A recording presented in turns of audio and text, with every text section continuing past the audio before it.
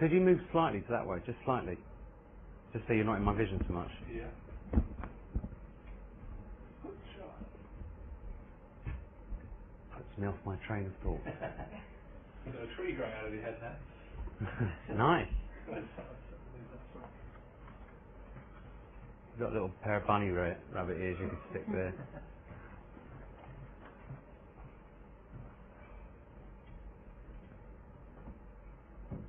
Okay, well, still right, so. Okay.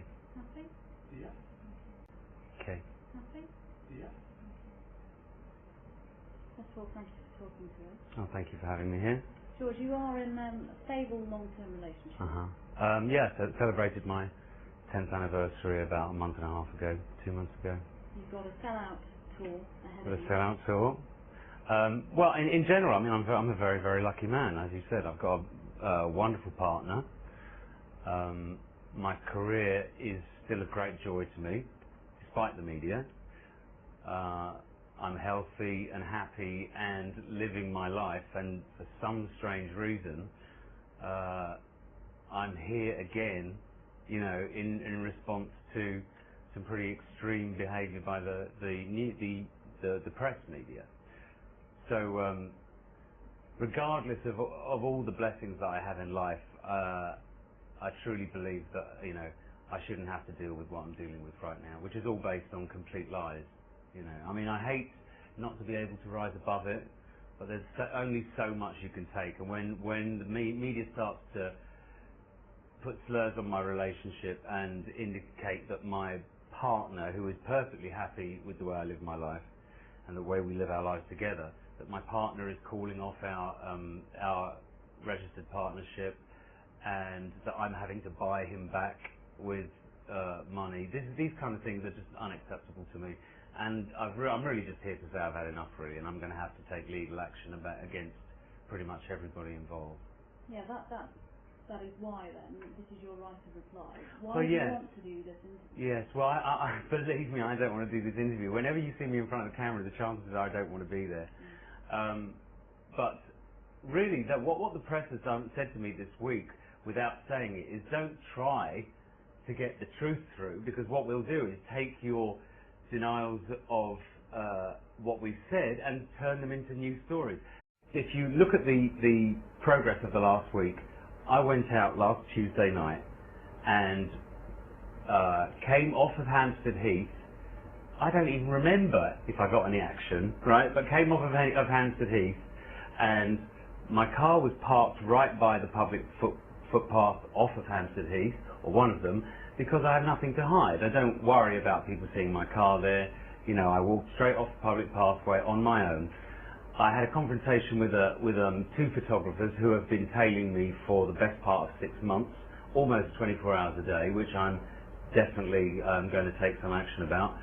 I had a confrontation, went home, thought at least I was wearing a nice shirt. You know, I talked about this before. I don't suppose this will be much of a story, which I don't suppose it would have been without the addition of a completely fabricated encounter with, I suppose, a very deliberately chosen, very unattractive man in order to try and somehow turn what is for me a perfectly nice summer evening under the stars into some act of desperation, you know. But that's the problem, isn't it? That some people don't regard it as a perfectly normal thing to do at 3 o'clock. Yeah, but that's not really my problem. The absolutely normal thing to do is to do it at 2 o'clock in the morning, because there is one other thing that needs to be said is that I'm no longer breaking the law in any way. I've said I enjoy cruising, and cruising now, if you cruise out of sight of the average individual, or an individual who's not involved in that cruising, then you are within the parameters of the law. So one of the many libelous things that's been said about me in the last week is that I've broken the law. I'm not here to defend cruising to people who, as far as I'm concerned, are homophobic and really ought to think about other things. But I'm definitely here to say the law has changed. I'm well within the law, and I should not have to worry about people following me about and jumping out at me with cameras at 2:30 at the side of Hampstead. George, there are some people out there who are not homophobic, who are in a relationship, be that gay or straight, doesn't matter. They just don't understand why somebody in a monogamous relationship. But it's not a monogamous relationship. They don't understand why somebody in a long-term relationship, in a partnership, wants to have casual sex outside of that relationship. That's not necessarily homophobic. Absolutely, I totally agree with that, and I totally respect that. There are two elements to this. One, I think women almost never understand this phenomenon, and I totally respect that. I don't try to explain it to them. Yes, but many more men than will admit it, totally understand the concept, because the idea of no strings sex is very attractive to most men, gay or straight.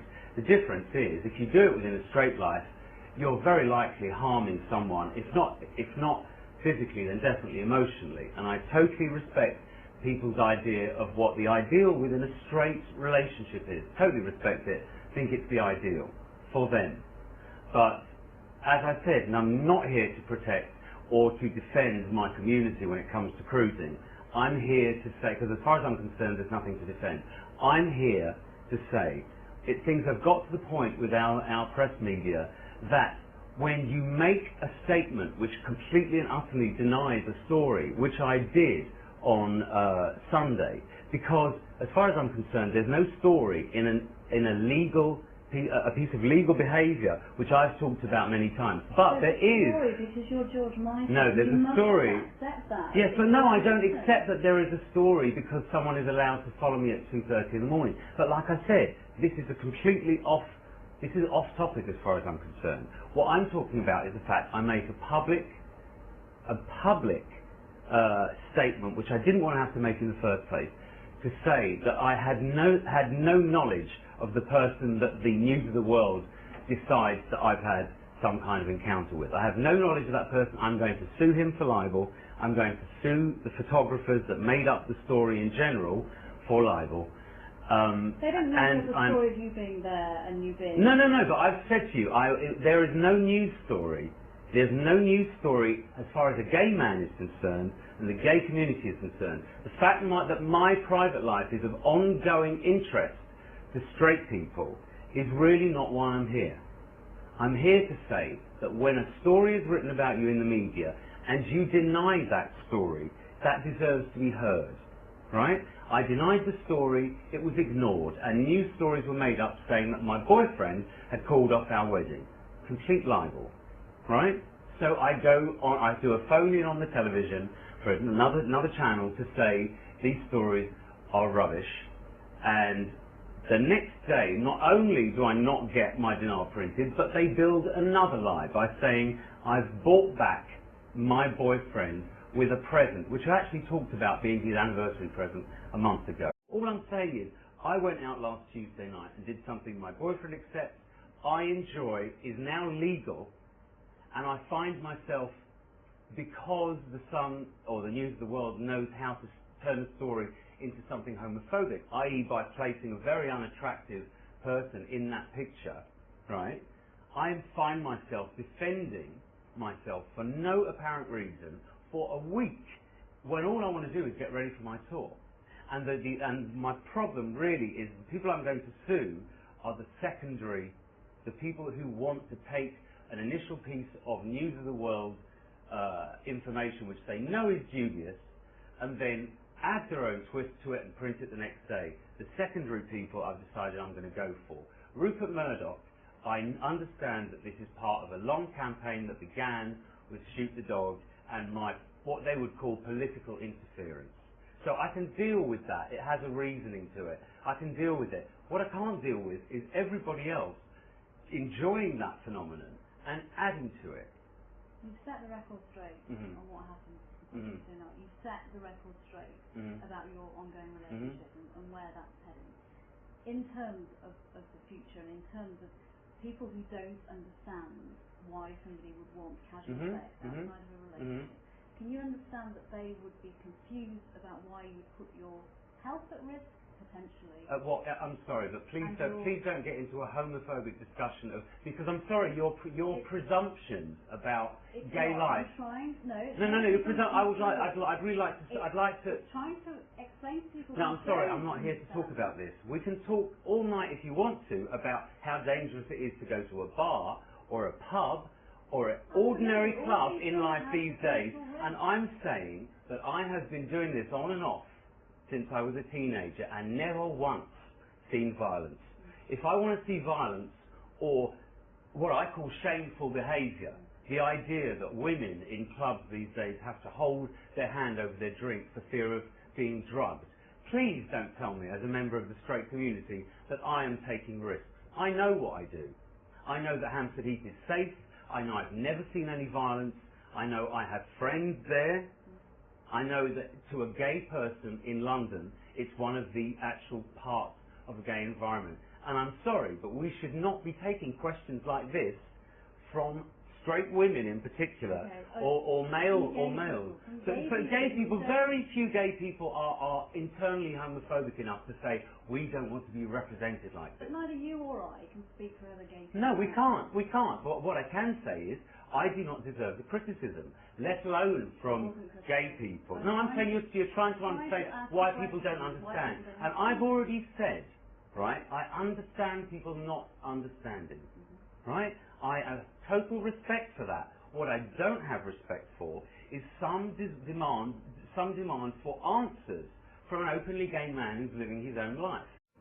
I'm not lying. I'm not cheating anyone. These are normally the elements of a straight scandal, is that a kiss and tell involves a straight person who is cheating or lying.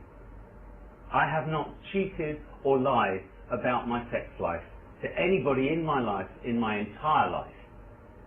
So I really resent, after all this time, with the openness I showed in 1998, with the changes in the law, which actually acknowledge that cruising is part of gay culture, I am seriously not prepared to defend my community against the misunderstandings of straight people. I don't expect straight people to understand.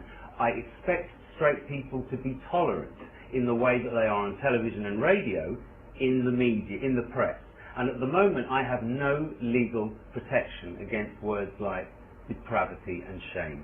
My point today is to say I've had enough of that. I'm going to start suing. My lawyer's been instructed to look at the various publications who aid Mr. Murdoch when he goes for me, and I'm suing the individuals who created the story, i.e. the two photographers who took a picture of me on my way back to my car last week, and no more, no less. The two photographers and the individual, whether he's a fantasist or an opportunist, I am going to sue. The press, I hope to sue. With all due respect, we have covered that. You have said that. We've covered that ground. Getting back to... Yes, but I know that this is going to be edited, so I have to keep reiterating it. Because unfortunately, I don't trust any aspect of media anymore, and I think there will be people everywhere that will totally understand that. Let's focus on the reality rather than what is written about you. A lot of the time, your friends, whoever they may or may not be... No, friends. This is what I'm trying to get at. No, please say your alleged friends. This is what I'm trying to find out from you. A lot of the time, a lot of people in this week will have read that your friends are very worried about you. Set the record straight. Are these your friends? Are they concerned about you? How concerned they should be? Okay, I'll put this straight. Okay, so since the beginning of the year, I did one stupid thing at the beginning of the year, which I absolutely take responsible for, which is I got in my car when I was too tired to get into my car. I was not on drugs. I was found to have drugs in the car. This is the only thing that happened of any newsworthy, something that I put my hands up for and said, it was stupid of me, right? I was not unfit to drive, but it was stupid of me to get in the car. The police did not find me unfit to drive. The perception, because a Rupert Murdoch-led campaign is so lapped up by the rest of the media, the perception is that somehow my life is different than it was, say, 5 years ago. George, in reality, tell me about your life. yes. Okay, I will tell you. All right. In reality. Okay. Here is the reality of my life. And if you're a straight person, you might not understand why it makes me so happy, right? But I think most men, if I explain this to you, I think most straight men, at least, are going to understand why I'm a happy man, right? I have a career that I love. I live in the most beautiful house I've ever seen. I have a wonderful partner of 10 years who not only gives me affection every day of my life, but also has no problem with me having extracurricular sex, as it were. I get to do that whenever I want. Now, how many men on this planet, given the job they want, the house they want, the partner they want, and the sex they want, have a right to complain? I'm a very, very happy gay man. The fact that I'm portrayed as some kind of loser by straight society is their problem. My problem is that I'm expected to live with people lying constantly. One lie laid on top of another lie, laid on top of another lie, and say nothing. What about your friends? Your friends, the people you've had... Okay, all right, we've asked that. Shall I answer that in... I'm not at all, in any way, shape or form, trying to get you to justify why you do what you do. It's your life, it's your private life, that's fine. People don't understand why, being George Michael, you would put yourself into that situation when you probably could have anybody you wanted. I find this absolutely extraordinary. What I find extraordinary is that when people talk about the position I put myself in at 2 o'clock in the morning, a mile from my house, right, in the most popular cruising area in London, but regardless, 2 o'clock in the morning, the presumption that the problem is not that there are people able legally to follow me around 24 hours a day and stalk me as long as they have cameras. That, to me, is the issue. Not because it's not normal to do something, it's not normal to have to think about cameras at 2 o'clock in the morning. So when you're not at a public engagement, you know, much as people might think of it as a public engagement, it's a private act, and it's something that is part of my culture, and I should not have to worry about being chased at 2 o'clock in the morning. I do not sell my life for a living. I sell my music. You talk about the community that you... Yeah. Yeah, sure. I don't know why you're taking this tack. I really don't. It's so much more important to talk about what they're doing, which is silencing somebody. It's just absolutely silencing. No, Why not take this through? I know ITN News is not exactly worried about these things anymore. I genuinely feel as if what you It's my business, though, isn't it? Yeah, absolutely. You actually genuinely You believe said that it's my fault that people follow me to that degree. It's an unknown phenomenon. Can you find someone else that you can compare this? I can deal with the fact that Rupert Murdoch, right, wants to destroy me. I can't deal with the gleeful way that people like yourselves are dealing with it. Oh, I don't think I could include myself in... Well, I think your line of questioning is totally skewed towards a straight perspective. And I'm sorry, but I'm not a straight man. Should we continue? I'm happy if you're happy to continue. I'm perfectly happy to continue. All I'm trying to say is that what you said... But do you understand that all of these questions come without the question of why were those people there? No, not why I was there, why were those people there? Yes, but you don't seem to want to take it. I'm not going to put that on television 10 times. No, but you said the same thing to me 5 or 6 times about people not understanding. Right. My friends, as far as the press are concerned, do not exist. No one in my life, I'm so lucky, the people in my life love me and protect me.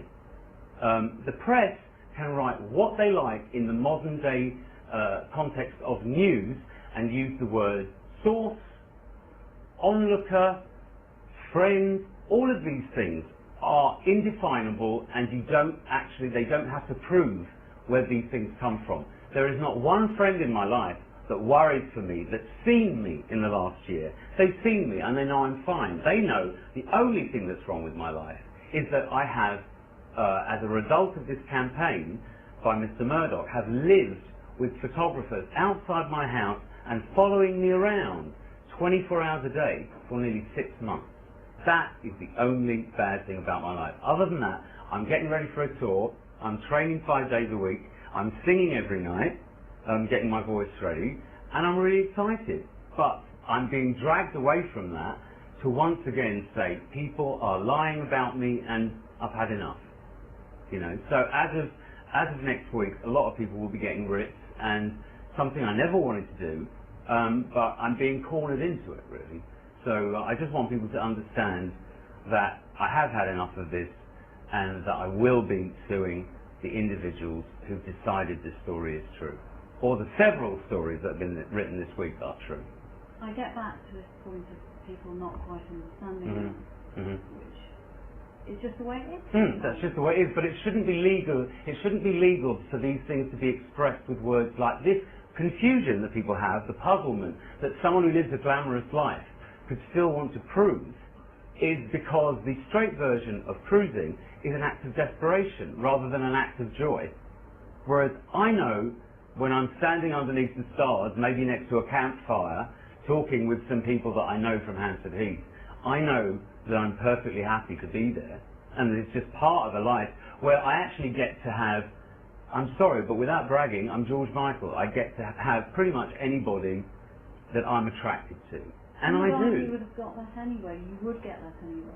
What? But not what you mean? Are you trying to tell me I'm so good looking, or because I'm George Michael? By being George Michael. I'm saying by being George Michael, I can have anyone I want. Why am I going to want someone? Well, you know, I've got nothing against people who do like people who are maybe what I wouldn't call attractive. Oh, let's be honest. The guy's been nasty to me. You know, and he's done something terrible to another gay human being. He's horribly unattractive. I am George Michael. I like beautiful people. I get to sleep with beautiful people, including my boyfriend. And this man is a fantasist or just a plain opportunist. Either way, he's something. I'm ashamed of him as a gay man, that he would do that to another human being who actually is part of the same minority group he comes from. No, it's not. The point is what's right and what's wrong. I'm not here, like I said, to explain, especially to straight women. I don't try to explain. I have respect for the fact they don't understand. You should have respect. You should have respect for the fact that I'm an open man. You're making presumptions about me. No, I know what, but I'm saying you're... I've got no idea what No, I have no idea what you think. I'm questioning your line of public questioning. That's what I'm saying. I know what you're doing. I know what you have a job to do. But I still think, as a gay man, I'm here to say what you're asking. If you do not ask the question at the very beginning of those things, why are those cameras there? To trap an individual in something which is completely normal, commonplace, part of his cultural activity, right? If you remove that question, then all the others make sense. If you get some sanity back into the idea of privacy, any kind of privacy, right? Then the fact that these people are doing this to me is completely immoral. Why is that not of any importance to you? It is, and you have set the record straight. Yes, and I've also set the record straight about understanding. That you are going to pursue, and all those points you have made, and they're on tape, and they're on record, and that. And so's the one about understanding. But in terms of, Should we leave it there? can I just have another few minutes?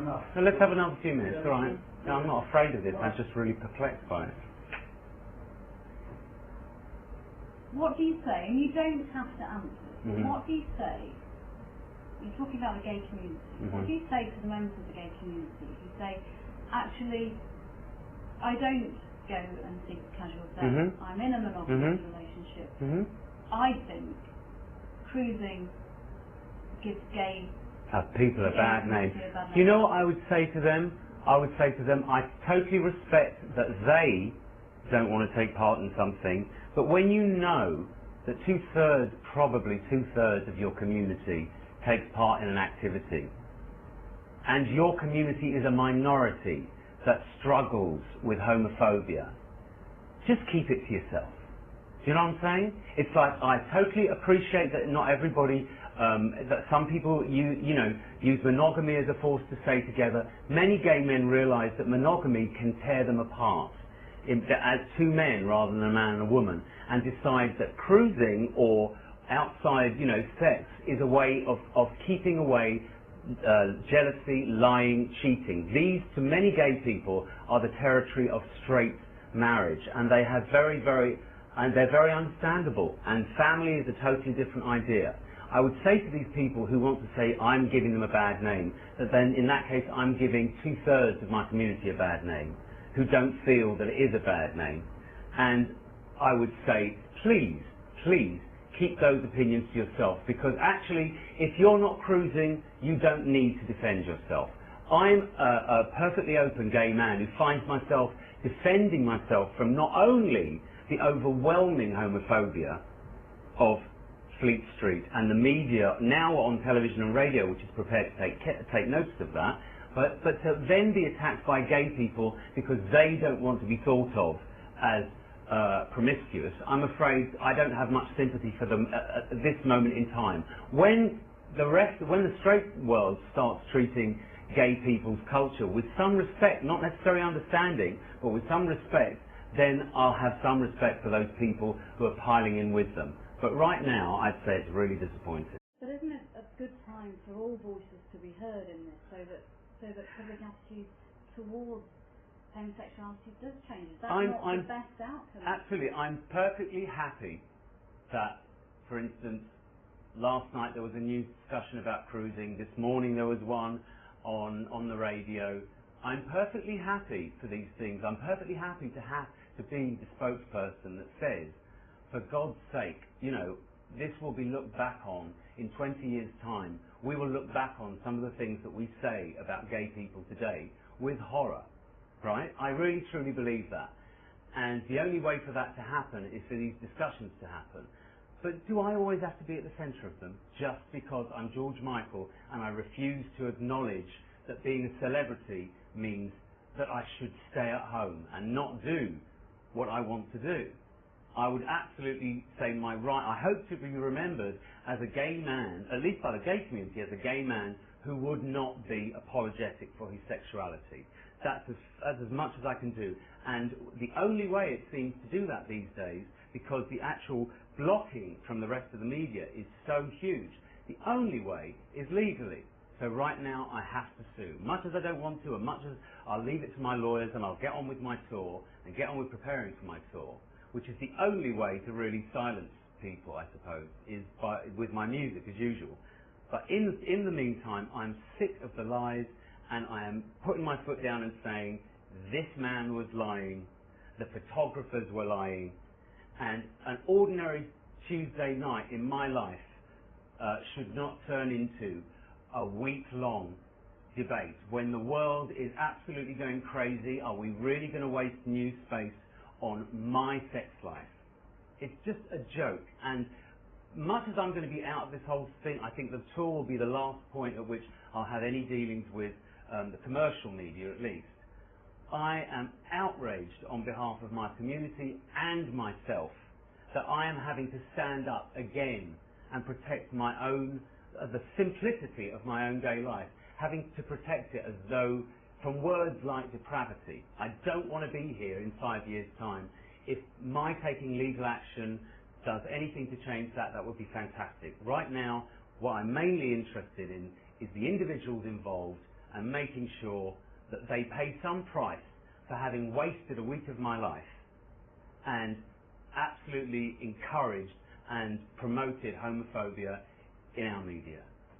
But isn't the point that because a lot of people don't understand why you would want to do that and what you get out of it, that until that changes in terms of, until that is explained, which you find yourself in this position reluctantly or not doing, that nothing is going to change. But can we be perfectly honest? Does the straight community need to have a discussion about gay cruising?